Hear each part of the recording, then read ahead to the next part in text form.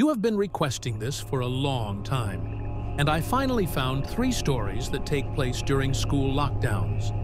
It was a typical, boring Friday in calculus class, and I could feel everyone getting antsy as we approached the end of the week and spring break.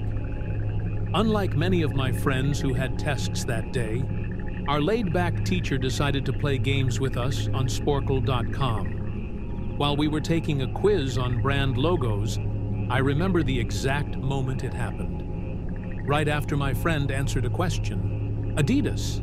The dean's voice crackled through the loudspeaker, sounding panicked. He instructed all teachers to go into lockdown, emphasizing that this was not a drill.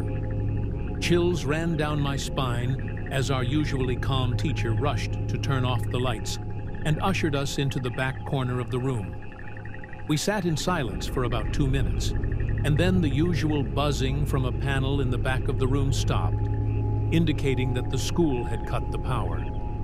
We exchanged anxious glances, realizing the seriousness of the situation. A few minutes later, we heard a man screaming at the top of his lungs in the hallway.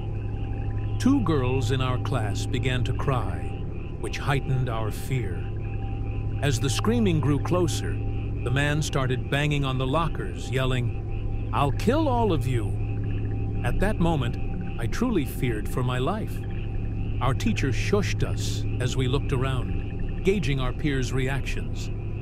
The banging soon shifted to our classroom door, prompting one of the crying girls to scream, "No!" The pounding intensified as the man shouted, "Open up!"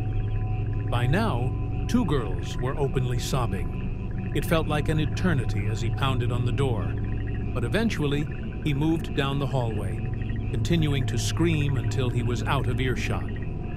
About 10 minutes later, though it felt like half an hour, the dean returned to the loudspeaker to explain the situation. He informed us that a mentally unstable person had entered the building and assaulted the woman at the front desk, causing her to flee in terror. The staff was unsure whether the man was armed. At that time, the school lacked cameras and proper security, making it vulnerable to incidents like this. Staff members had searched the hallways and classrooms without finding him, so the dean instructed teachers to resume classes, but keep all doors locked and not let any students leave for any reason. The most disturbing part was that a janitor working the night shift later found the man sleeping in a storage closet near the back of the school. Rumors spread among students that he had a .44 Magnum sticking out of his pocket. The janitor must have inadvertently woken him, perhaps by leaving the closet door open, because by the time the police arrived, the man was gone. To this day, my entire class remains unaware if he was ever found, but I like to think he is receiving the help he needs. My school has 2 lunch periods. The first is for all 6th graders and some 7th graders, while the second serves the remaining 7th graders and all 8th graders. The lockdown occurred in early October on an overcast and rainy day.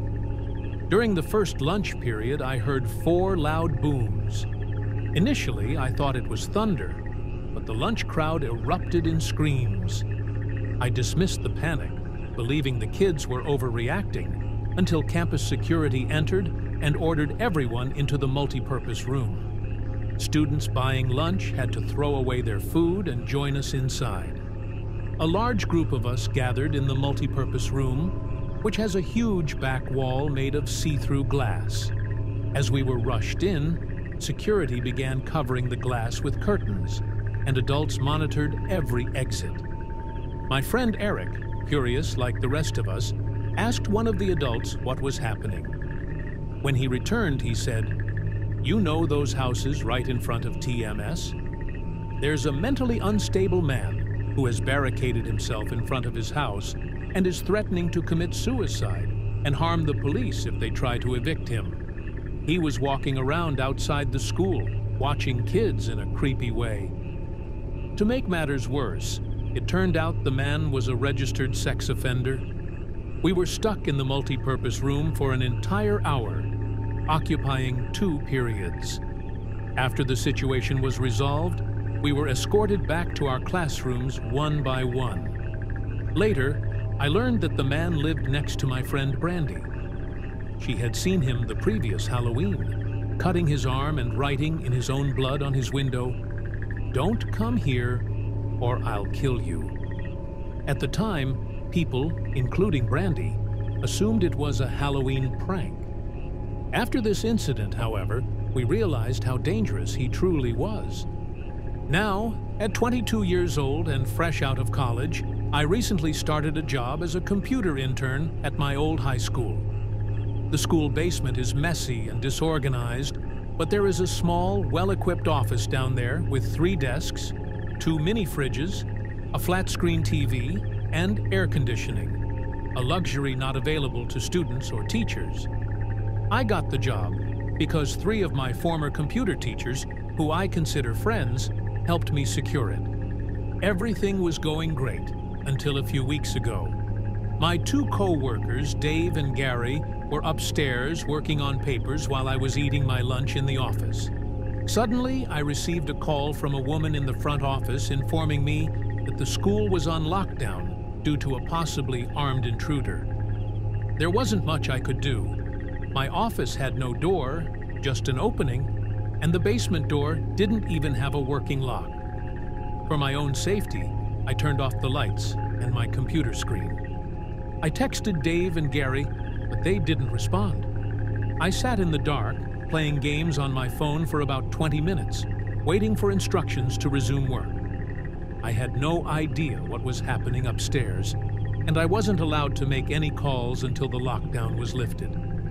Then, the noisy basement door creaked open. Startled, I sat up, wondering if I should call out to Gary or Dave.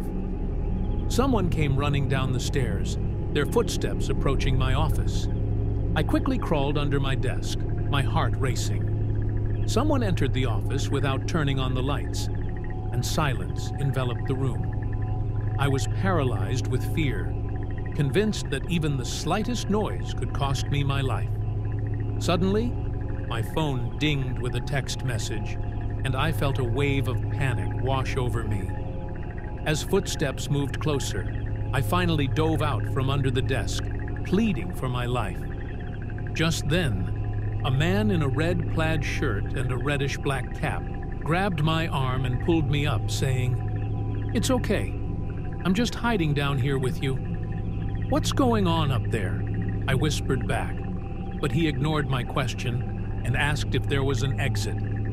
I pointed to it, but before he could do anything, I demanded, "Who are you?" There was a brief silence before he explained he had come to pick up his son when a teacher told him to hide. After his explanation, I checked my phone and saw a text from Dave. It read, "Dude, this is crazy. Some guy with a gun shot Mr. Buckley.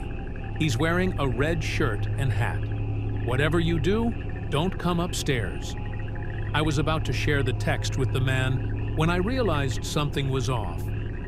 He seemed to sense my suspicion. Panicking, my only thought was to escape upstairs.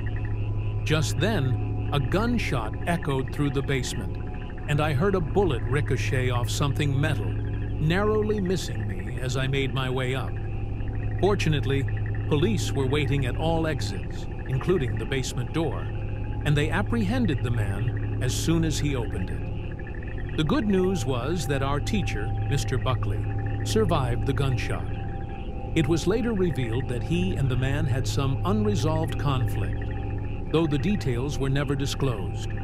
We all knew that Mr. Buckley hadn't done anything to deserve such a violent reaction, and the sound of that gunshot will forever echo in my mind.